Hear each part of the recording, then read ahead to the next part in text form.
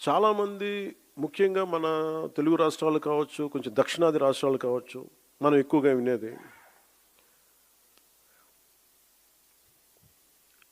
మేము ఢిల్లీ మెడలు ఉంచుతాం, చొక్కా పట్టుకొని నేలకు దించుతాం, తడాకా చూపిస్తాం అని దక్షిణాది నాయకులు చాలామంది చాలా పెద్ద పెద్ద మాటలు మాట్లాడుతూ ఉంటారు. కానీ నిజంగా వాళ్ళు ఢిల్లీకి రాగానే ఆ మాటలు ఎందుకు గొంతులోంచి రావు, పెగలు ఏంటో భయం అనుకుంటా.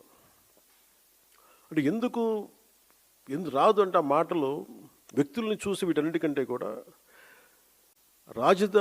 ఢిల్లీ రాజధాని చూసిన ఆ విశిష్టత, ఇక్కడున్న విశిష్టత, ఢిల్లీ అనేది ఒక వ్యక్తుల గురించి కాదు, అది చేసిన త్యాగాల గురించి.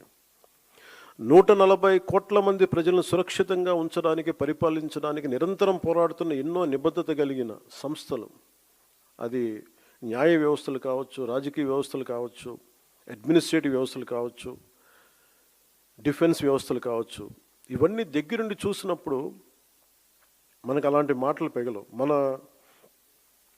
తమ ప్రాంతాల్లో, మన రాష్ట్రాల్లో ఉండి పెద్ద పెద్ద మాట్లాడే నాయకులందరూ కూడా ఇక్కడికి వచ్చినప్పుడు ఢిల్లీ తాలూకు ఈ గాఢతను చూసిన తర్వాత ఈ దేశం యొక్క సమగ్రతని అర్థం చేసుకుంటారు.